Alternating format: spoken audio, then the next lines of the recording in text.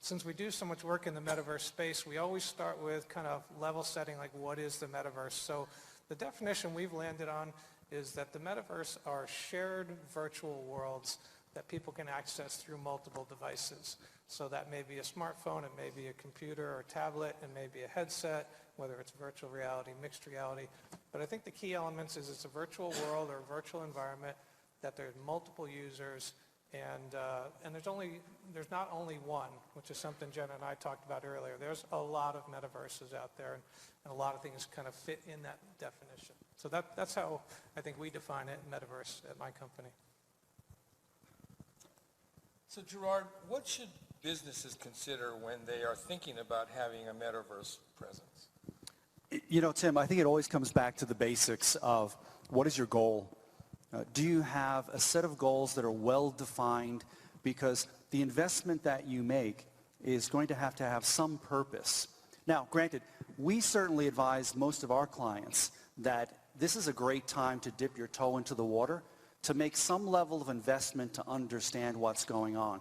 But anything you're going to develop in this world, you really need to have the basic principles in place. So think it out, define what your end goals are, the KPIs you're going to use to measure those goals, and then set out to understand how you're going to go about building that. So Patrick, I know you do a lot of front-end work to help customers kind of figure out what they should do. Tell me a little bit about how you go into prototyping an actual metaverse application. What tools do you use? And then how do you use that to help the customers understand what they should be doing? Yeah, no, I'm happy to do it, and I'm actually love to get in the dialogue with the rest of the folks here because I'm guessing we all do things a little differently. You know, for me, again, I started life as a filmmaker and an artist, so our workflow is actually quite similar to filmmaking. So, and I think, Gerard, you may work this way as well, but, you know, I start pretty old school with my designers. We'll do pencil sketches. We'll get, you know, marker comps. We'll do drawings. And whether that's for an internal project like some of my games where I'm sort of acting as an art director or client work, we're going to start very old school. And we'll use that as a way to express ideas, color palettes, visions, things like that. More recently, we're actually using AI, which I know is kind of a polarizing topic, but we use AI a lot to do concept art and kind of ideate, which we find pretty exciting, and fast and cheap, which is always good.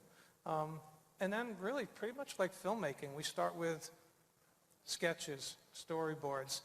There's an aspect of kind of how architectural design is done by doing, you know, these are spaces, right? So we'll do floor plans and things like that. And then we do iterate, and we tend to do things in a sort of ongoing iterative process where we build up detail, colors, textures, interactivity, those types of things. Our process is remarkably similar.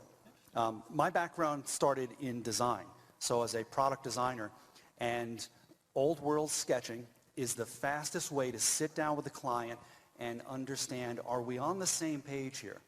Because there's no question that you can use today's technology to build something really fast, but you can build a bad idea just as fast as you can build a good idea.